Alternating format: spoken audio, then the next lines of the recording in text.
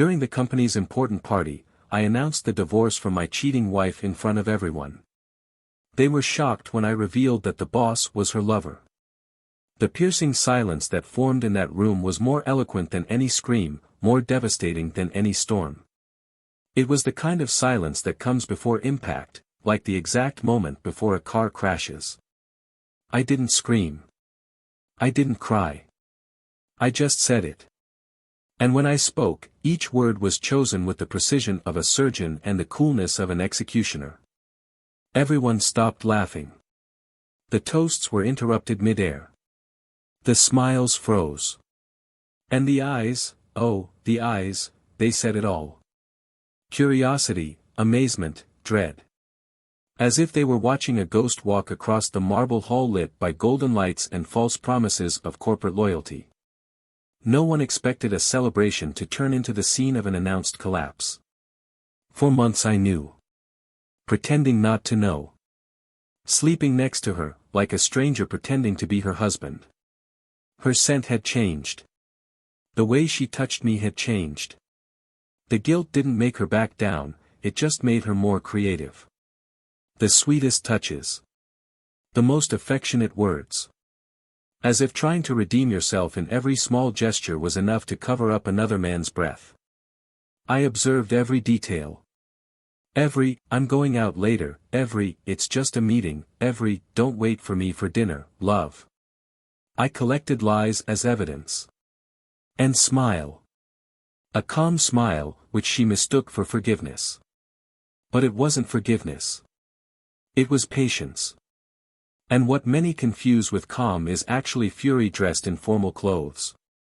What she didn't know, what no one there knew, was that I had already mapped out everything. While she was cheating on me, I was promoting her, yes, promoting her, to the main character in the biggest show of her life. For days I sat in front of my computer screen reviewing clauses, studying contracts, drafting documents with the diligence of someone signing their own rebirth. Because when you are betrayed, you can react with pain or with intelligence. And I chose to react with strategy. What began as betrayal would end as justice. Because it wasn't enough for everyone to know. I needed her to feel. Let him feel. May the corporate world in which she stepped on me as if I were ground, swallow her with the same coldness with which she left me. And there, in the center of the room, with the sound of the music still trying to keep the rhythm, the guests trying to understand if it was real or staged, I held the microphone like someone holding a gun, not to kill, but to free. Freedom, after all, comes when the truth is told. And I said. I started by thanking everyone for being there, praising the company's growth, the goals achieved, and the teamwork. And then I looked at her. Beautiful. Unbelievably beautiful. The dress chosen with precision, the trained smile, the controlled look. And then I looked at him. The boss. The man who trusted me. Who said he admired me. Who squeezed my hand firmly and with the same fingers undressed the woman I swore to love until the end. Today, in addition to celebrating the company's results, I would like to announce something personal. Something that could no longer be postponed. Tension rose like smoke in a closed room. I want to announce that I am officially getting divorced. There was a buzz, a drop in the party's rhythm. She turned to me as if she didn't understand. As if it were a mistake. As if the universe had slipped on words. And I chose that moment, that place, because there is no better opportunity to expose what grows in the silence of convenience. I breathed. Smile. And I continued. My wife, who is here today, beautiful as always, has been having an affair for months. And not with some stranger. With someone who is very close to us. Looks multiplied in all directions. Her lover is our dear CEO. And it was as if I had poured gasoline on a room full of lit candles. She turned pale. He tried to laugh. A nervous, stupid, childish laugh. But the laughter died before it was born. Because there, at that moment, I took out the papers. It wasn't just evidence. They were contracts. Documents. Corporate changes. Shares that had silently changed hands, while he thought he was just playing boss and she was playing unfaithful wife. The audience was divided between disbelief and horror. Someone dropped a glass. Another tried to leave but stopped when he heard my next announcement. During the last few months, I have acquired strategic stakes in the company. And as majority shareholder, I formally announce that you, Mr. CEO, are being terminated with immediate effect. The reasons, well, they are obvious. A muffled scream. A collective sigh. A final act before the curtain falls. She tried to reach me. Please don't do that here. The voice trembled. It wasn't regret. It was fear. Fear of losing the stage she had built herself. Fear of being seen for who I really was. He also spoke. He stammered. Tried arguments. Tried to reverse the logic. As if I was the one in the wrong for exposing it. For not being silent. But it's always like that with traitors, they believe that the greatest betrayal is to be discovered. There was no fight. There was no shouting. The power of truth is that it dispenses with scandals. It just needs to be revealed at the right time, with the right words. And I had each one planned. Every comma of my speech had been rehearsed like a conductor rehearses his orchestra. Because that night wasn't about revenge. It was about justice. About looking into the eyes of everyone around us and saying, now you know who they are. And who am I? They left the hall like shadows. People didn't know whether to comment or remain silent. Some tried to console me. Others just looked away. Because there's something uncomfortable about seeing a broken man who doesn't scream. Who doesn't cry. Don't despair. Which just exposes. The calm there is more terrifying than the chaos. But what no one knows, what no one still imagines, is that this was just the first act. Because neither she nor he were prepared for what came next. And what happened after that night is even more shocking, more unpredictable and more destructive than anything I've told you so far. They thought they had lost a relationship. What they don't know is that they were about to lose everything. Welcome to the channel. Here, we do not and will never support any type of betrayal. All the stories are fiction, but they reflect the harsh reality. Betrayal destroys homes, erodes trust and forever scars the soul of those who are betrayed. Our purpose is clear, to show the devastating impact of bad choices. Get ready, because what you're about to hear now is shocking. A story that will captivate you from beginning to end. Happy listening. They met like so many other people meet, by chance and without any planning. It was a sultry late spring afternoon, and the world seemed to conspire in favor of unexpected encounters. She was called Emma, he was called Daniel. And there was nothing extraordinary about that first moment. A shy greeting, a polite smile, and then an unpretentious dialogue that grew in intensity as the minutes passed. The connection came like a breath, soft and accurate, the kind that doesn't make a noise, but settles deep inside. Emma worked in the marketing area of a multinational in the technology sector, always very articulate, elegant, the type of woman who didn't need to raise her voice to be heard. Daniel was a financial manager at a renowned consultancy, methodical, reserved, with a look that hid more than he said, but whose words, always measured, had a weight that could not be ignored. They had distinct personalities, but there was an almost organic complementarity between the two, like pieces of a puzzle finally finding their place. The first months of the relationship were intense, full of discoveries and small adaptations, like any couple that sets out to share not only time, but intimacy. Daniel was practical, Emma was sensitive. He believed in 5-year plans, she was guided by creative impulses. But for some reason, it worked. They didn't try to change each other, they just adjusted. Life seemed to be going well, with its normal ups and downs, without major setbacks. Friday dinners were almost a ritual. Sundays in the park with coffee and newspapers created a sense of permanence. And even with their busy schedules and deadlines pressing into their calendars, there was time, and above all the desire, to stay close. When they decided to live together, it wasn't out of pressure or obligation. It was a natural, mature choice, full of plans and small promises that were born unexpectedly and became eternal in everyday life. The apartment they chose was a reflection of both of them. Minimalist, functional, but with subtle touches of color and art that came from it. Emma insisted on hanging handmade paintings in the hallway. Daniel suggested a small bar on the porch for evenings of wine and conversation. Every corner told a story, every object seemed to symbolize a silent agreement. There was a lightness in the way they dealt with coexistence, and even in arguments, which sometimes arose due to the mess left in the bathroom or her unpunctuality. The conclusion was always a reunion. A simple apology, a genuine look, and understanding returned as if nothing had been said.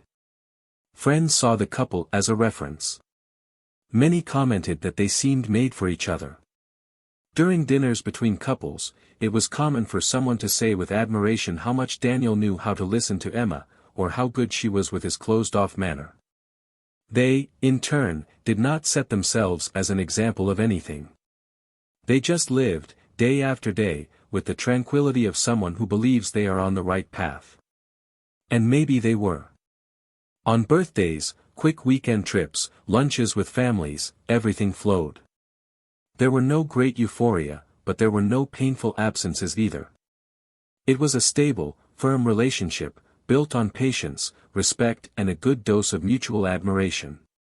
Emma was vain, but never futile. I took care of myself because I liked it, not to prove something to someone. He had a keen aesthetic sense, from the clothes he wore to the way he arranged the books on the shelf. Daniel, on the other hand, was observant. He could spend hours in silence, just noticing the nuances of the environment around him. But with her, he let go. They knew how to be funny, provoke unexpected laughter, create a universe of their own within the ordinary of life. She, in turn, always said that he was her balance point.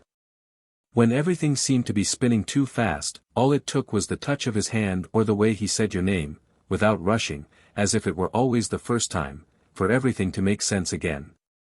Work occupied a large part of their routine, but there was a tacit respect for individual spaces. Daniel was never controlling, and Emma was never evasive. He knew she needed moments of creative solitude, and she understood he worked best in silence. It was not uncommon for them to stay in the same room for hours without exchanging a word, and yet they still felt absolutely connected. They didn't need to fill every minute with noise. Presence was enough. This created a rare complicity between them, the kind that cannot be manufactured, only cultivated. Emma's rise within the company was rapid. Intelligent, persuasive and with a keen sense of opportunity, she gained space, respect and visibility. She participated in the most strategic meetings, led impactful campaigns and was praised by even the most demanding superiors. Daniel, despite being discreet, followed everything with pride. He never showed jealousy over her growth, nor discomfort with the shine she was beginning to attract. On the contrary, he was the first to encourage her to go further. He applauded his achievements with genuine enthusiasm, celebrating each step as if it were his too. They talked about the future naturally. There was no rush to get married, no pressure on children. Both believed that these decisions should come over time, without imposition. But they did talk about longer trips, about changing cities one day, about having a dog when their routine allowed it. And on more emotional nights, after 2 glasses of wine and music playing in the background, she said she wanted to grow old with him. Daniel just smiled, stroked her hair and said that only she could make old age seem like a gift. In the professional environment, Emma began to participate in important events. Cocktails, corporate dinners, short trips with the team. She always came back full of stories to tell, and Daniel listened attentively, even when the subject didn't interest him that much. He liked seeing the sparkle in her eyes. I liked knowing that she felt alive in what she did. The pride he felt was silent but deep. He made sure he was there for important dates, even when work put pressure on him. He made a point of remembering the details.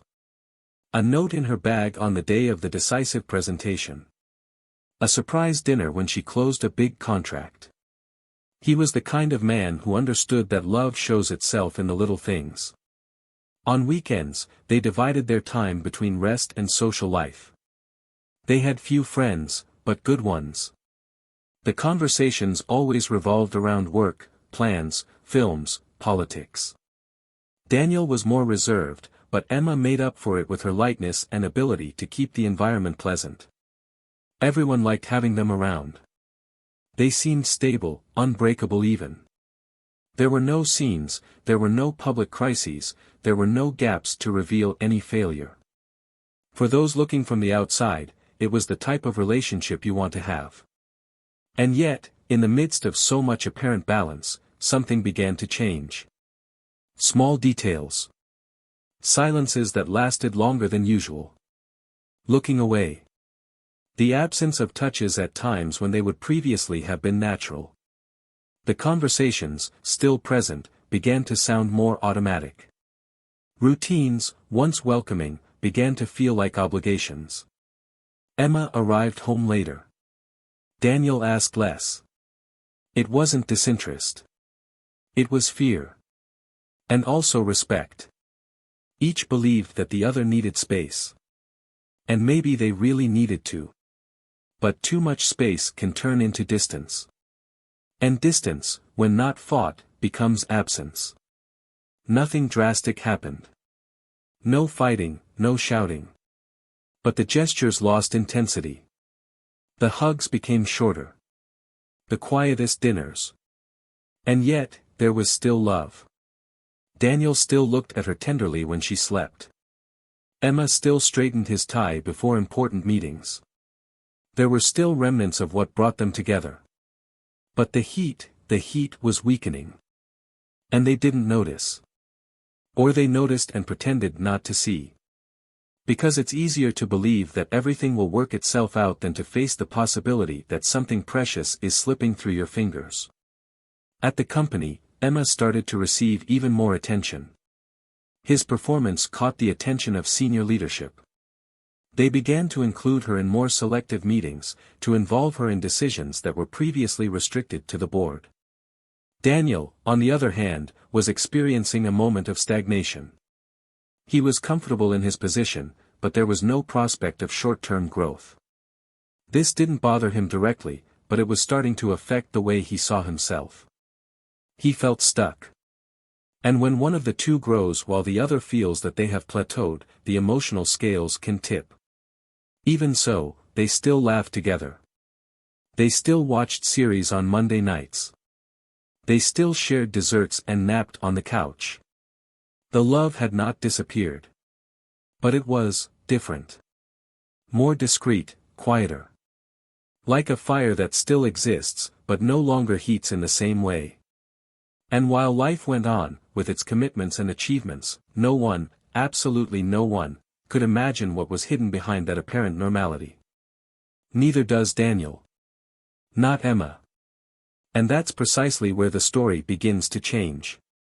That morning, Daniel woke up before the alarm clock went off. He looked at the ceiling for long minutes, feeling the weight of a diffuse discomfort that he still couldn't name. Next to her, Emma was sleeping soundly, with her hair messy and her breathing calm. He watched her profile in the dim light of the room, trying to decipher what had changed, or if it was he who was starting to see differently.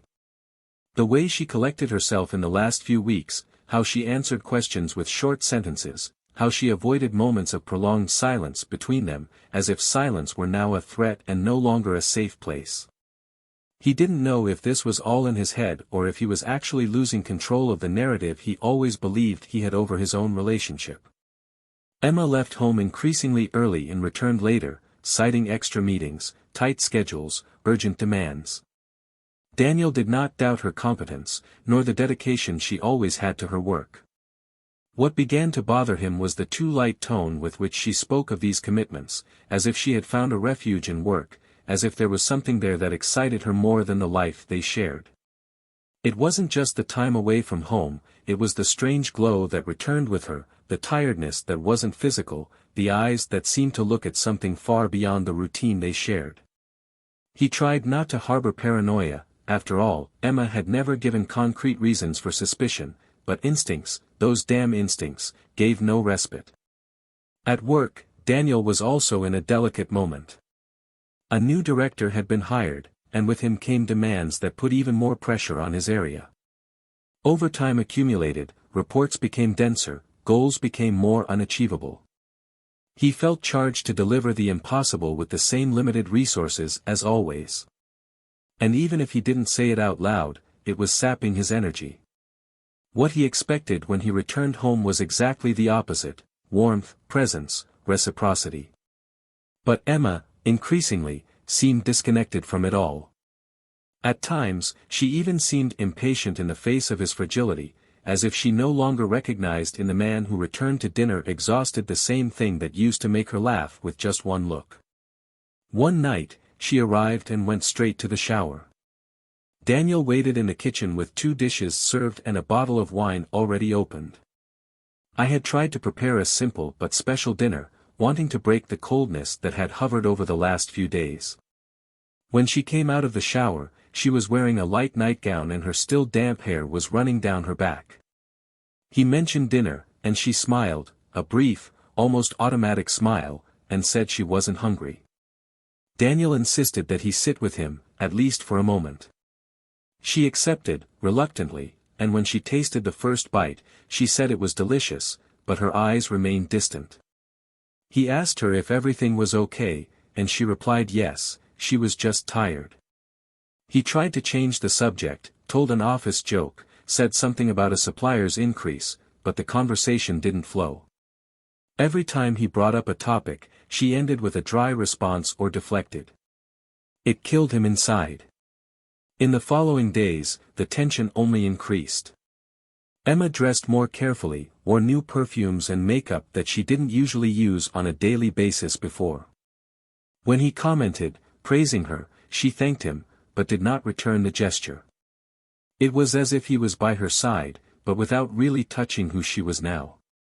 Sometimes he heard her laughing on the phone, in conversations that ended abruptly as soon as he entered the room. When I asked, she replied that she was a colleague from work. Daniel began to notice everything: the schedules, the lipstick, the quickly deleted messages. But he didn't say anything. Because suspecting without proof is like bleeding inside without anyone seeing. One night, he arrived home early from work by chance. He had a meeting cancelled and decided not to tell her, thinking it would be a good surprise. As he entered the house, he heard voices upstairs. He went up slowly, with careful steps, until he realized that she was on a video call. He didn't enter the room, but stopped outside, listening to Emma's loud laughter and a deep male voice on the other end of the line. He couldn't distinguish the content of the conversation, only the tone: intimate, relaxed, too light. When she noticed his presence, she quickly hung up and left the room, fixing her hair, trying to look natural. Daniel asked who she was talking to. She replied, a teammate, they were finalizing a report. He just nodded, but the discomfort now had a form. And name: doubt. He began to observe the patterns.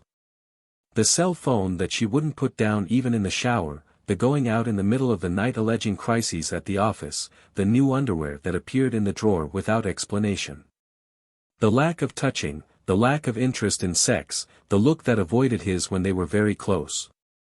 He wanted to confront her, but at the same time he was afraid. Fear of hearing what I wasn't ready to hear. And there was also the possibility of being wrong. What if everything was just the result of stress, routine, the natural separation that happens over time? He decided to wait. Observe. Confirm. It was then that he decided to check his credit card statement. He wasn't the invasive kind of man, but there was something wrong, and he needed to understand. She found records of purchases at expensive restaurants at times that were incompatible with her commitments. He noticed payments at hotels, high but short amounts, indicating few hours of use. Emma wasn't the type of person who would spend money like that for no reason. It didn't make sense. And, more than ever, Daniel felt like he was starting to fall apart. The truth began to materialize in fragments.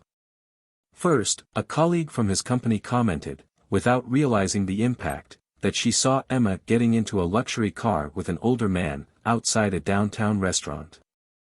Afterwards, a close friend said that he saw her in a cafe away from the shopping area, in an intimate atmosphere with someone who was not Daniel. Little by little, the puzzle was completed. She wasn't just distant. She was somewhere else. In another body. In another affection. Emma was cheating on Daniel. And now, he knew. That night he said nothing. He just watched as she ate dinner as if nothing was happening. The clatter of the cutlery against the plate felt like a hammering in his mind. He didn't interrupt her, he didn't question her. Just observed. Every movement, every expression. And it was in that silence that he decided what he would do. The betrayal was already a fact. But the answer was still under construction. And when it arrived, it would be unforgettable. Emma, for her part, looked uneasy. As if he felt something was about to change. The messages she exchanged seemed more tense. Departures are more frequent. And the looks that Daniel gave now came with a calm that seemed more like a threat. She tried to remain natural, but her eyes betrayed her anxiety. I was divided. Confused. The guilt, perhaps, began to take its toll. Or maybe it was the fear of being discovered. Time passed, and the company's anniversary was approaching. A grand celebration was being organized for all employees, in a refined event hall, complete with awards and speeches. Emma was involved in the organization. She was excited, engaged, like I hadn't seen her in a long time. And Daniel, silent, followed everything. I knew this would be the moment. The moment when everything would change. It wasn't time to reveal everything yet, but it was time to mark the beginning of the end. The end of the farce. The end of appearances. The end of the lie. On the night of the party, he watched her from afar. Beautiful as always. Elegant, confident. Surrounded by colleagues who admired her, by bosses who praised her. And among those faces, his was also there. The man she chose in silence. The man who now shared with Daniel not only his wife, but her life. And it was in this detail, small, but devastating, that everything would begin to fall apart. But what Emma and her lover didn't know was that Daniel had already made invisible, silent but definitive movements. The betrayal was exposed. And what would come next, would be impossible to predict. The event hall was lit with golden and dark blue tones, the flower arrangements were carefully positioned on the round tables, and the elevated stage in the center reflected the grandeur of an evening designed to be unforgettable. Employees spread around the room chatting, drinking glasses of sparkling wine and calculating laughter. In the midst of that almost theatrical setting, Emma walked with the confidence of someone who felt invincible. The scarlet dress fit her body perfectly, her hair was tied in an elegant bun, and the smile on her face was the same as always, restrained, enigmatic, but now firmer, almost provocative. Beside her, the company's CEO, a man admired for his leadership and charisma, shared smiles, toasts and praise. People looked at them with admiration. But no one there knew what was coming. Neither does she. Neither does he. Daniel watched everything in silence. He was positioned near the bar, an intact glass between his fingers. He didn't drink, he didn't shake, he didn't look away. There was something about his face that you didn't see every day, a frightening tranquility. It wasn't apathy. It was the serenity of someone who already knew everything, someone who controlled time and their next moves. When the master of ceremonies took the stage to announce the start of the ceremony, applause filled the room. Names were mentioned, awards were handed out, fake smiles and hugs were rehearsed. And then, as expected, came the most awaited moment, the CEO's speech. He took the stage with firm steps, looking at everyone with that charisma that enchanted him so much. He thanked those present, praised the company's results, and made subtle jokes that drew generous laughter from the audience. And then, at the height of his euphoria, he invited Emma to go on stage with him. The justification was clear: she had been a key player in the last campaign that tripled the quarter's profits. She accepted naturally, went up, took the microphone and began to speak with the eloquence that had made her famous. It talked about teamwork, overcoming goals and challenges. Daniel watched. And then, as if the moment had been silently choreographed for months, he walked onto the stage. With sure steps, he climbed the steps without being announced, took the microphone from her hands gently, looked at the audience and took a deep breath. The first words came calmly, formally. He thanked the team, praised the leaders, mentioned the importance of nights like that. And then, without changing his tone, he said he also had an announcement to make.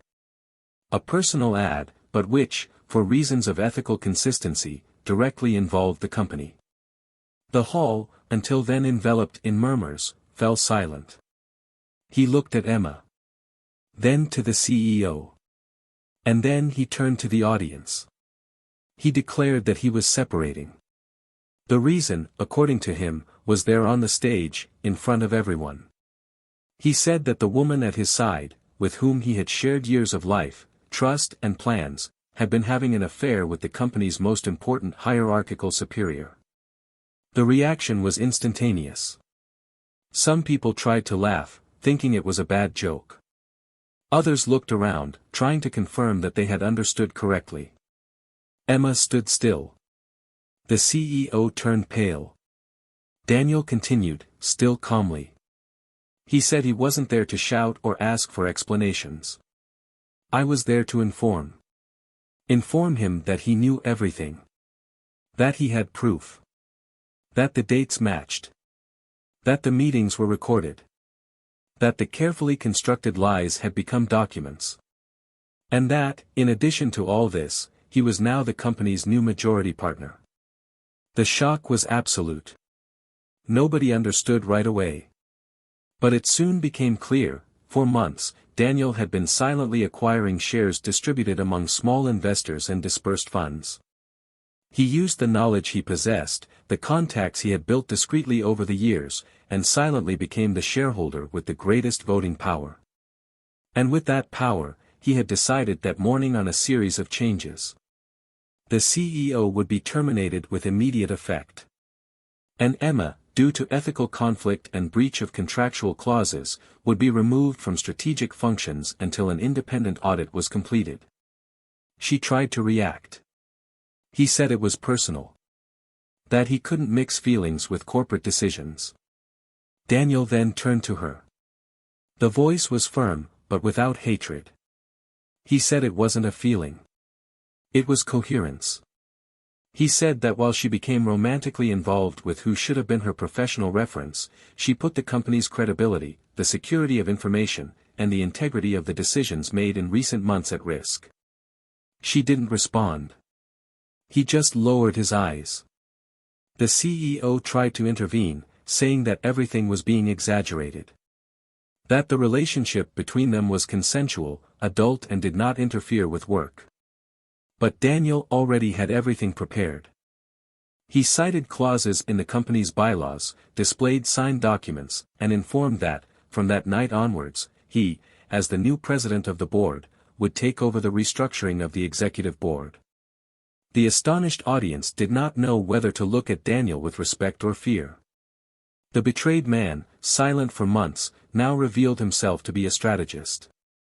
Someone who knew how to wait, plan and act with surgical precision. Emma was shaking. Not out of shame, but out of disbelief. She never imagined he could react like this. He thought it would be pain, sadness, supplication. He never imagined it would be power. He, who had always been the calm man, the one who observed, was now the one in control of everything. Even her destiny. Tension hung in the air like a heavy perfume. The lights were still on, the music was muted, and the faces were in shock. Someone dropped a glass. Another tried to leave discreetly. But his eyes remained fixed on the stage. Emma was still trying to understand. She said he had humiliated her in public. That this was not done. That she deserved at least a conversation first. But Daniel just replied, "You had months to talk, you preferred to lie. Now it's too late." Security guards discreetly approached the stage. The CEO, already aware of the seriousness of the situation, went down without saying anything else. Emma remained there for a few seconds, still in shock, before also going down. Daniel, finally, thanked those present and went down in silence, leaving a trail of astonishment behind. That night, previously thought to celebrate victories, became a landmark. Not just in the couple's lives, but in the company's history. And yet, what no one knew, was that that wasn't the most devastating part. Because the biggest secret, the one that was about to be revealed, would make everything that had just happened just the beginning of the true collapse. The taxi stopped in front of the building where they had lived for almost 5 years. Emma took a while to open the door. His hand was shaking, his eyes were red but dry. She had cried too much in the bathroom of the party room, when she locked herself there for almost 20 minutes trying to breathe, trying to understand what had happened, trying to find a line of reasoning that would explain how Daniel, the man she thought was predictable, too calm for drastic reactions, had become the epicenter of such a meticulous breakdown. He exposed her, disarmed her, executed a plan that was being constructed in a way as invisible as the wear and tear that corroded their marriage. His silence was never passivity. It was strategy. And now, she knew. "I knew you underestimated it." He knew he made a mistake. When he entered the apartment, everything was as he had left it before the party. The scent of the lavender diffuser filled the room. The table is simply set, the wine glass is half full on the kitchen counter, the sofa cushions are slightly misaligned. Nothing revealed that their lives had imploded just hours before.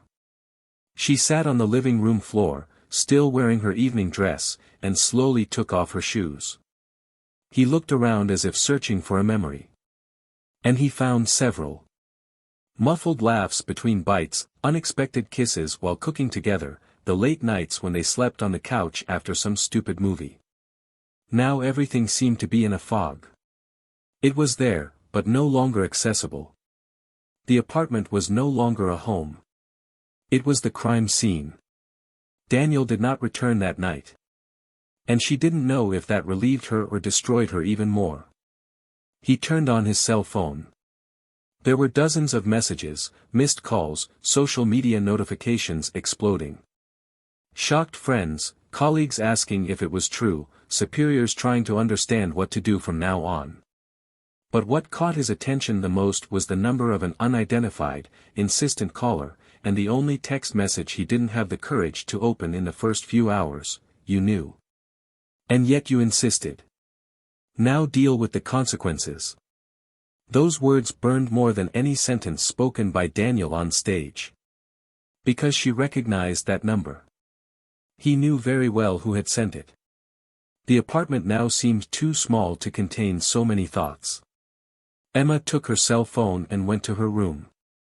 "Change your clothes, maybe take a shower. I needed to take off that dress." Not out of vanity, but because he was a symbol of collapse. As he walked down the hallway, his eyes fell on Daniel's office door, which was ajar. An open notebook on the table caught his attention. She approached without knowing why, as if she were being pulled by something invisible. And there, on the handwritten pages in his neat handwriting, were drafts of a plan that took her breath away.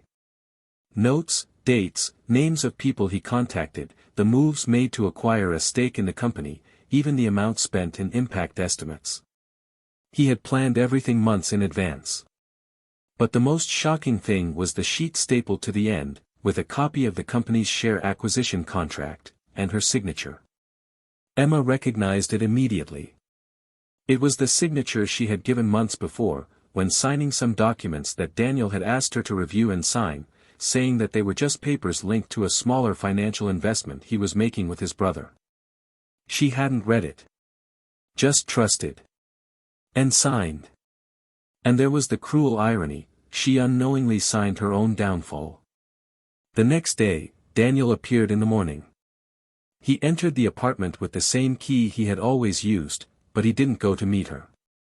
He walked straight past, went to the bedroom, took a suitcase from the closet and began to calmly put away his clothes. Emma approached, but didn't dare say anything at first. The silence was piercing now. He didn't look at her. He just folded shirts, separated documents, acted as if he was completing a stage of a logistical process, not an emotional one. She finally sat on the edge of the bed and tried to break the distance. She said she needed to talk, that she was destroyed, that she deserved to at least be heard. Daniel stopped, looked at her, and responded in a firmer voice than she expected. He said that conversations require trust and that trust cannot be restored in one night. Emma tried to retort, but he raised his hand asking for silence and continued. He said he was not there to discuss feelings, nor to hear justifications. That everything he needed to understand, he had already understood. That it wasn't just about betrayal, it was about disrespect, manipulation and, above all, about underestimating whoever shared her life with her. She then got up, approached and, with teary eyes, asked what that had been, that calculated setup. She said she felt invaded, violated, betrayed back. And he replied, without changing his tone, that he just returned the truth in the same intensity that she delivered the lie.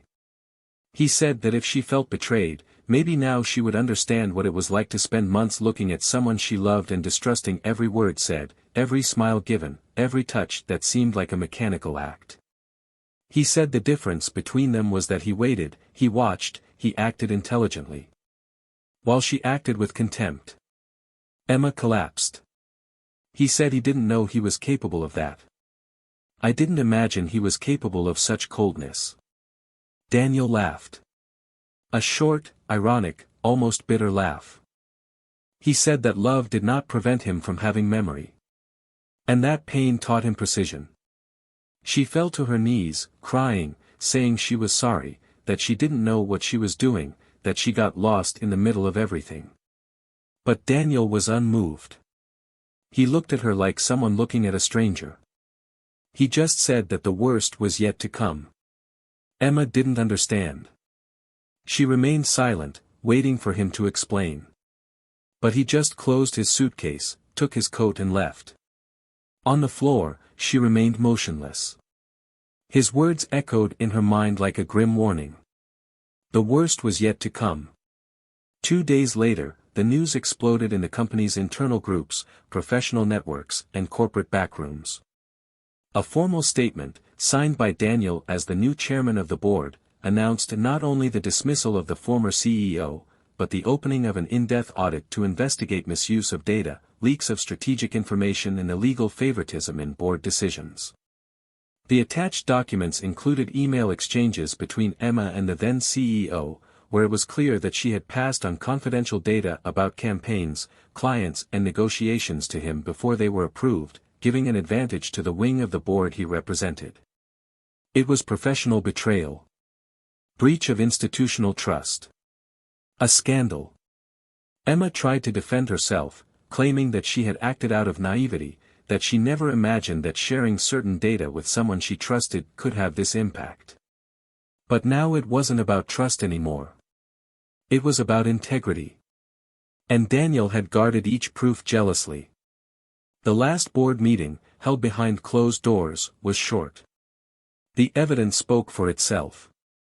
She was dismissed from the company with dishonor, without compensation, and prevented from working in the sector for an indefinite period. The confidentiality clause that she herself had signed years ago turned against her. And the most devastating thing, part of the shares that she helped to move without knowing it were, legally, in Daniel's name. Without a job, without respect in the market, with her image ruined, Emma began to live in seclusion. Friends moved away. Contacts blocked her. The only person who tried to look for her was the former CEO, who, upon learning the depth of the consequences, disappeared. He never responded to messages again. She called dozens of times. He never answered. She was left alone. Without Daniel. Without the title. Without the lover. Without the prestige. And it was only in this brutal silence, in this cruel isolation, that she understood everything. Betrayal was not the trigger. It was the consequence. Betrayal was the visible error. What really destroyed her was contempt disguised as arrogance. The certainty that he could live two lives and still keep his image intact. The castle fell. And amidst the rubble, she only had herself. Daniel, on the other hand, did not give interviews. He did not appear at press conferences. He continued his life with the same description as always. But there was a difference, the look. Now he looked more calmly. More firmness. And between one meeting and another, between a phone call and a contract signing, he smiled slightly. Because he knew. I knew that revenge is a word that doesn't need to be said. It just happens. And that justice, when silent, is always the most devastating. Time was in no hurry after the explosion. The days dragged by, as if each dawn was a slow and silent reminder that certain choices have no return, and that the past, when ignored, always comes back crueler. Emma began to live in a kind of suspension, not knowing exactly where to put her feet. The apartment, now dark and silent, felt like a strange place.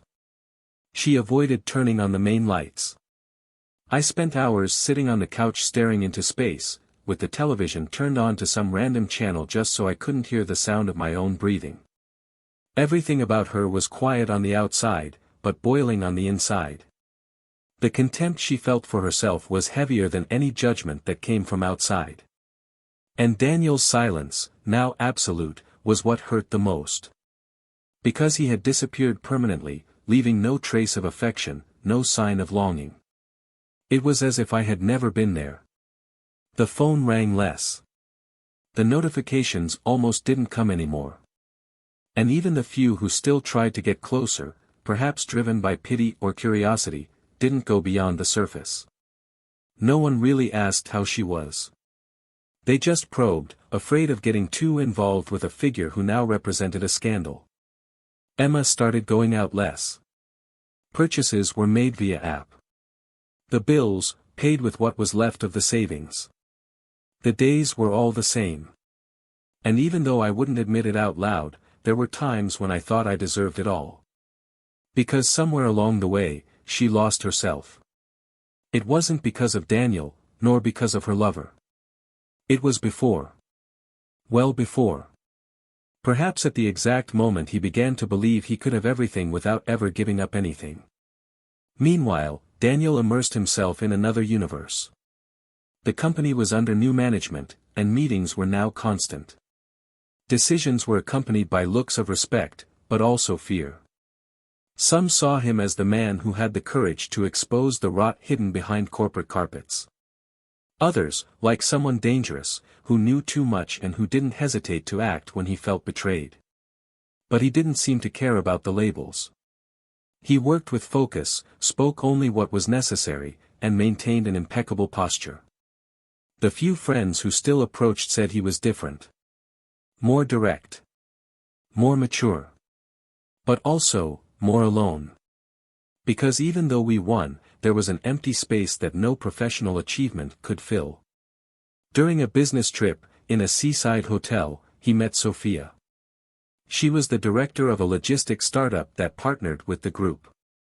He had a sweet but firm look and an almost natural ability to understand what the other was not saying. The first dinner was formal, full of technical terms and well-articulated sentences. But at the end of the night, Daniel found himself laughing.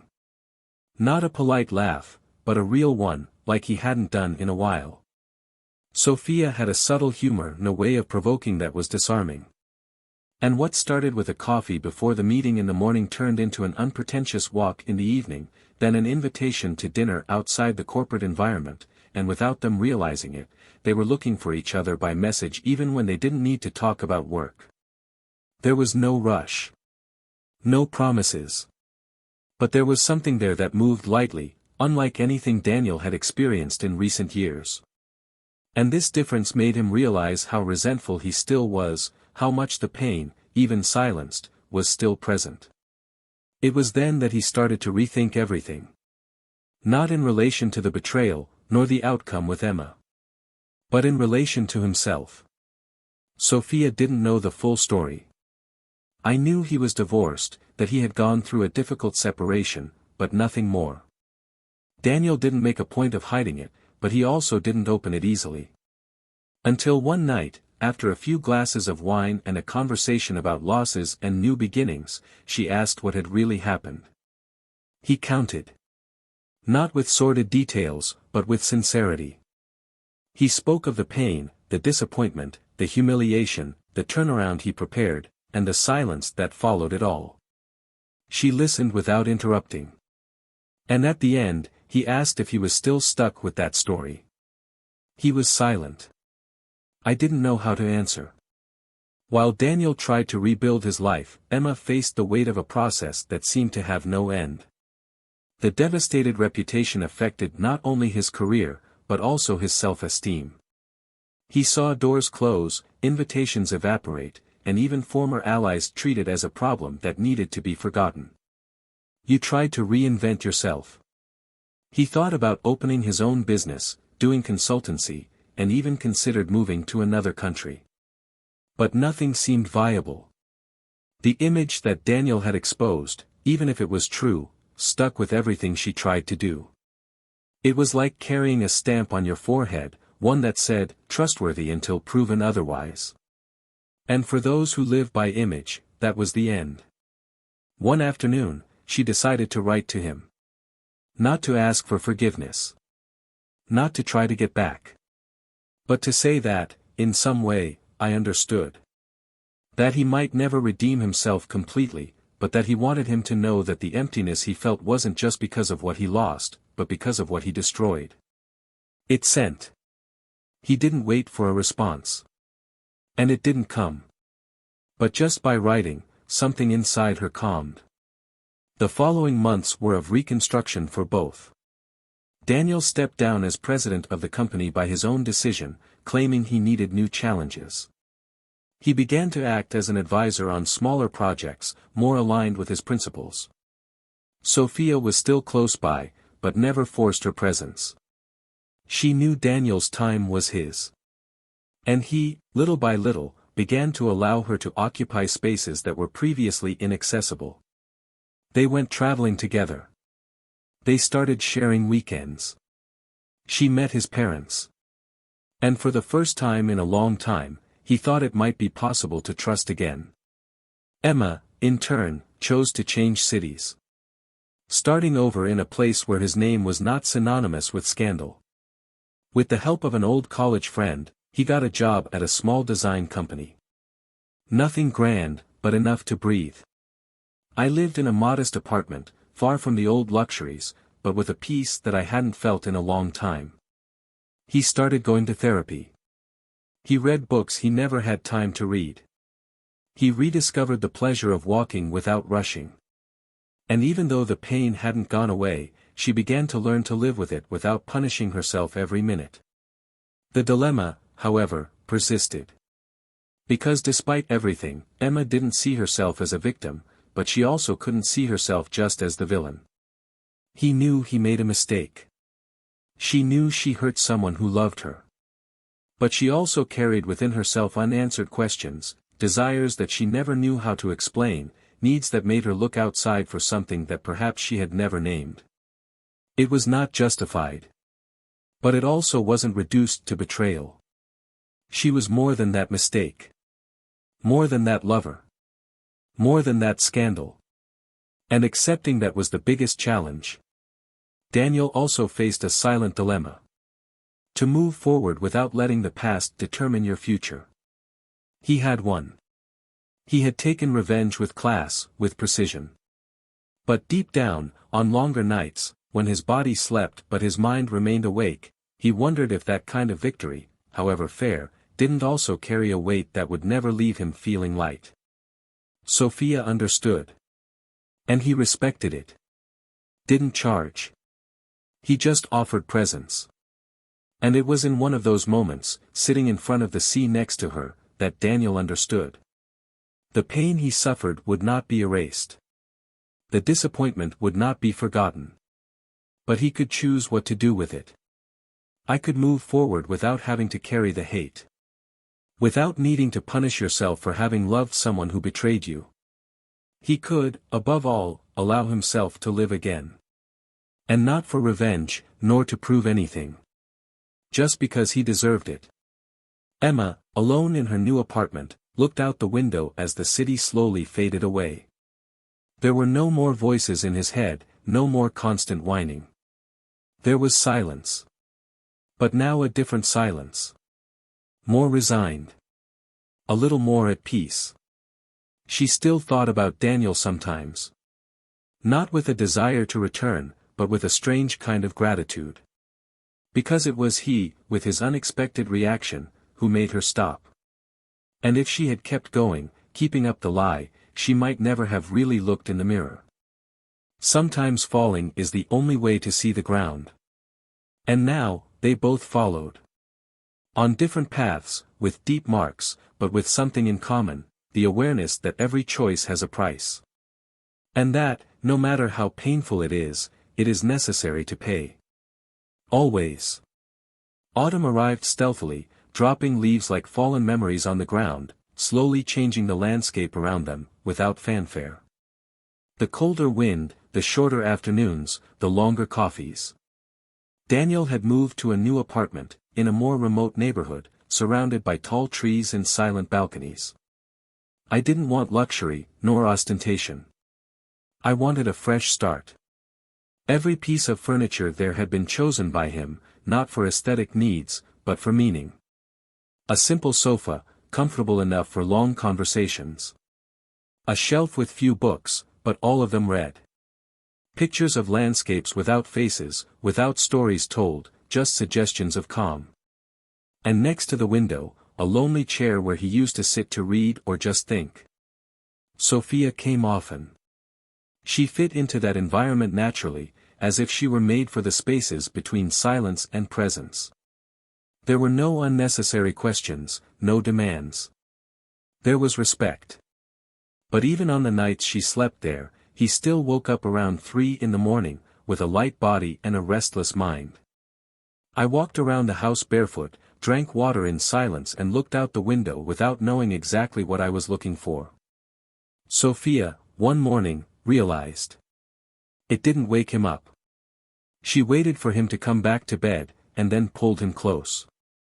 She whispered that she knew he still carried wounds, that she understood, but that she hoped that one day he would allow her to take care of something beyond the surface. He didn't respond right away. He caressed her face and murmured something about time. She smiled, kissed his shoulder and didn't insist. Not because I gave up, but because I knew that true love doesn't pressure, it just stays. At the same station, Emma continued her new life with slow but steady steps. I worked at a small design company that provided services for a chain of local coffee shops. Her duties were more operational than creative, but for the first time in a long time, she didn't feel like she needed to prove anything to anyone. The atmosphere was light, unpretentious, almost intimate. The people there didn't know her from before. They didn't know about the scandal, nor about the life she led before the scandal. She was just one more. And, oddly enough, that felt good. During coffee breaks, I talked to colleagues about series, music and the little joys of everyday life.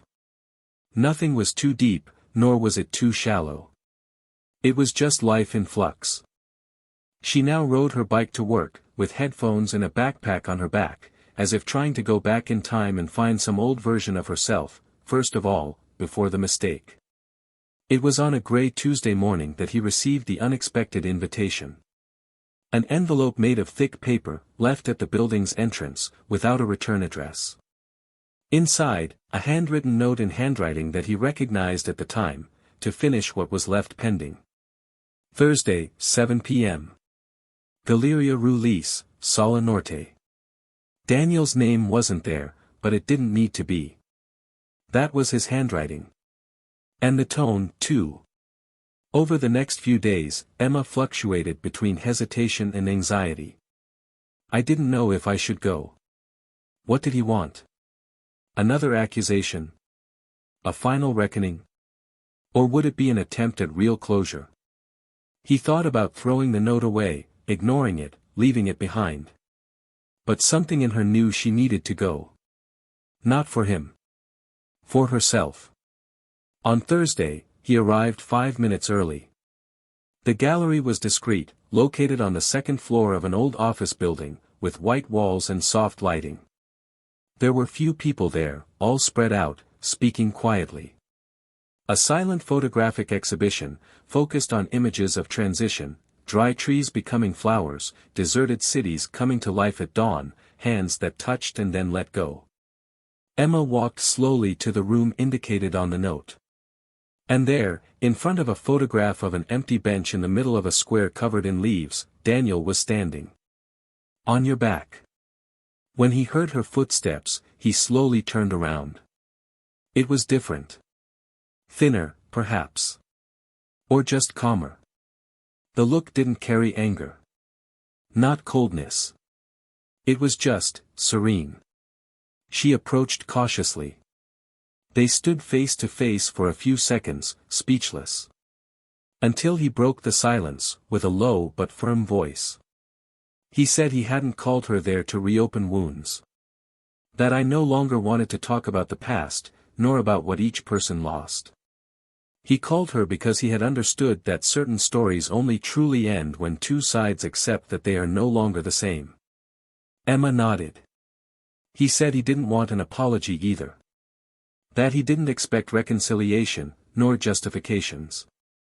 But I needed to look at him one last time, without pain, without masks, without the weight of everything they carried. He looked her in the eyes and said there were times when he still thought about her. Not with desire, but with longing for who he was when he was with her. That perhaps this was the hardest part to overcome, the version of himself that he loved, and that only existed at that time. She smiled lightly, her eyes moist. He said he missed him too. Not the man he became after everything, but the one who took care of her with small gestures, who knew her favorite coffee, who softly sang songs made up in the shower. But now, when I tried to remember, the memory came with a noise. As if you were trying to tune in to a station that no longer existed. Daniel then held out an envelope to her.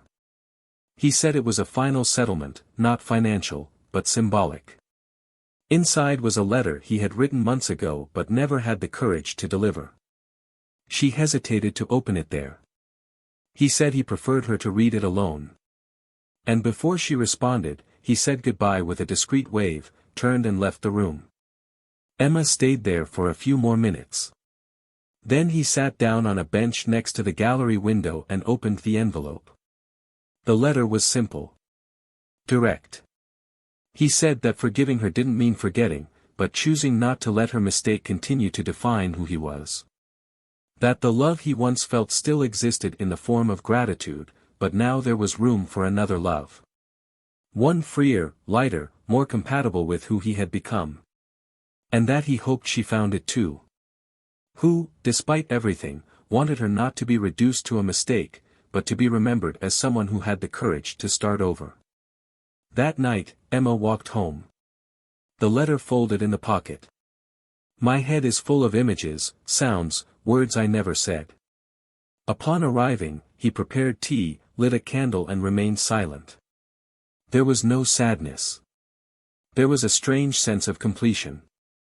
As if a story had finally found its ending. And that point didn't come with screams or explosions. It was just a sigh. On the other side of the city, Daniel was having dinner with Sophia. She told him something funny about work and he laughed. Not a forced laugh, but one of those that escapes because there's nothing left to hold on to. She looked at him tenderly and said she liked seeing him like that. He held her hand and replied that he liked being like this too. And in that moment, I knew I had felt something again that I thought I had lost forever. Peace. And even though none of the scars disappear completely, some stop hurting. And when that happens, what comes next may not be the same as before, but it can still be much better. In the months that followed, lives went on as they usually do after everything that could be said had been said, and everything that could be destroyed had already been reduced to rubble. Daniel resumed the habit of running every morning, alone, without headphones, without rushing, just feeling his own body moving, his heart beating without the weight of hidden sorrows. He began to appreciate the routine without distractions, the coffee brewed calmly, the sound of bath water, the light slowly invading the apartment through the tall windows. The conversations with Sophia became more dense, but without losing their lightness. She didn't try to cure him, and he didn't treat her like a lifeline. They just walked side by side, in a new rhythm, with pauses, detours, stumbles, but without masks. For the first time in a long time, Daniel didn't feel hostage to the past, nor threatened by the future. It was as if I finally understood that emotional freedom only begins when you give up the need to control everything. He no longer needed to beat anyone. Nor prove he was right. He was at peace with his own story, and that was enough. One spring weekend, he decided to travel with Sophia to a small coastal village. They rented a simple cottage, close to the sea, and spent 3 days away from anything that resembled responsibility or reputation. One of those mornings, walking barefoot through the sand, she stopped in front of a moss-covered stone and said that there, for some reason, she felt like they could write a new chapter. He didn't respond. He just pulled her close and kissed her gently, like someone who understands that love, when it matures, no longer needs to scream to be heard. And there, without fanfare, Daniel knew he had started again, not with relief, but with wholeness. Emma, on the other hand, followed a more solitary path. After the exhibition at the gallery in the last letter he received, he immersed himself in a deep, brutal, necessary process of reflection. He started writing, as a way to purge what still hurt. Not direct memories, but fragments of feelings that I couldn't translate into voice. I filled entire notebooks with scattered thoughts, fictional stories with real echoes, dialogues that never happened but that I wish I had said. One day, when rereading one of these texts, he realized that there was a narrative there. Something that, perhaps, could be shared. She signed up for a writing club in the city, presented her material and, to her surprise, was accepted.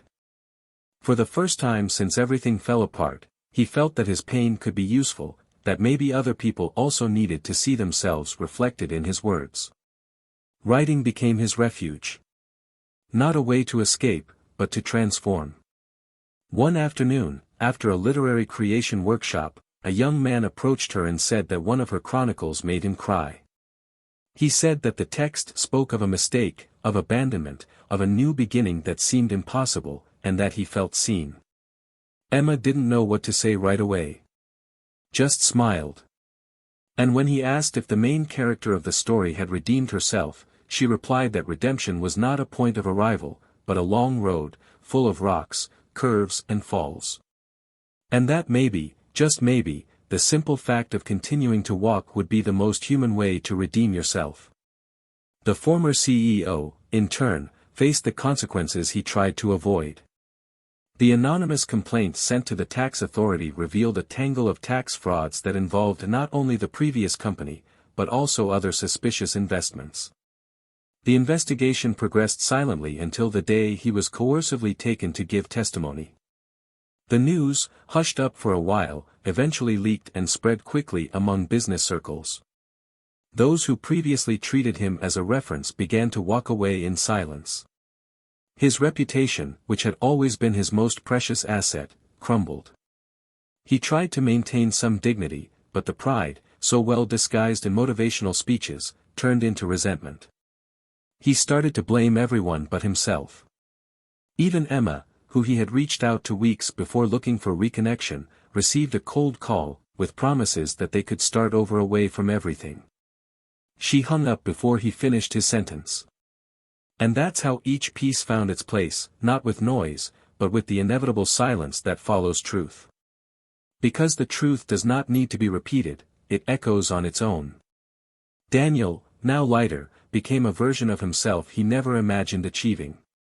Emma, still full of scars, understood that living with guilt was not the same as living in penance. And that forgiveness, even when it doesn't come from the other, can be born within, little by little. And Sophia, silently present at all times, became an essential part of a rebirth that was not made of promises, but of gestures. She never asked to take anyone's place.